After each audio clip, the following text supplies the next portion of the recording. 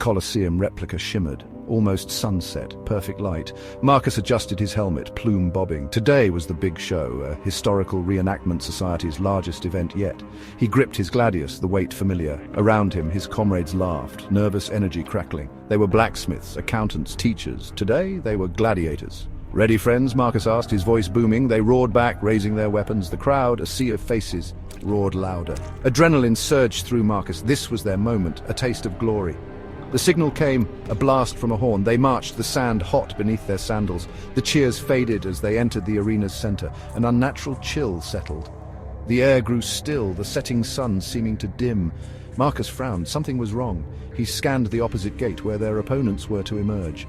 A shiver ran down his spine. The shadows there were deeper, moving with a life of their own. Then a sound, a low, rhythmic thumping that echoed through the arena. The ground vibrated. The crowd's cheers died down, replaced by a wave of uneasy murmurs.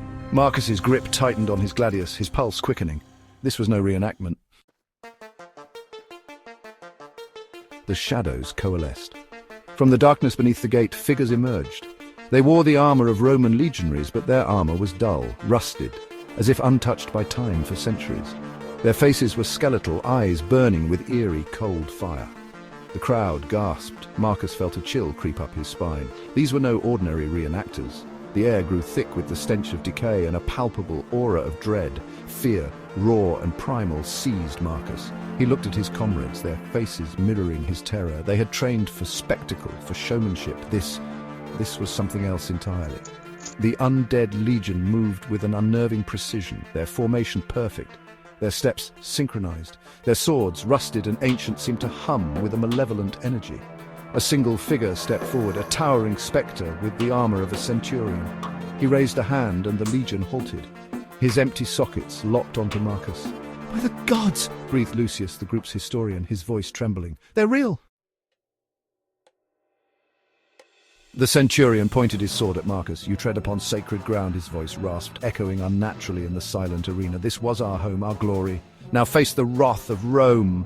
The legion charged. Marcus's mind screamed. He roared, a primal sound born of terror and defiance. Their training kicked in. They met the charge, steel clashing against rusted iron. But the undead fought with unnatural strength, their blows heavy, their movements unyielding. One by one, the gladiators fell.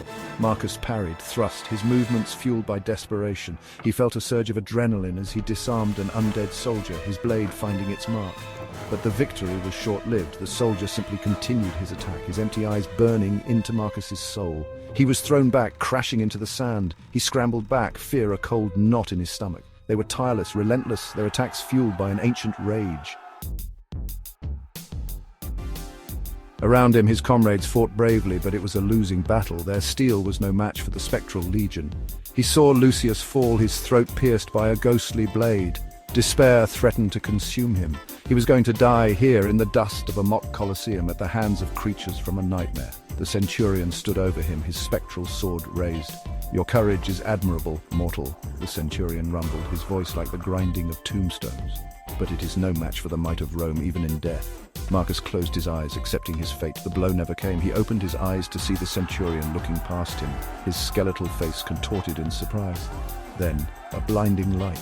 A voice boomed, ancient and powerful, echoing with the wrath of the gods. The ground trembled. When the light faded, the undead legion was gone, vanished without a trace. Marcus lay there, gasping, his body aching, his spirit broken. The crowd was silent, the only sound the whisper of the wind. The setting sun cast long, eerie shadows across the empty arena. They had faced the legion and lived to tell the tale.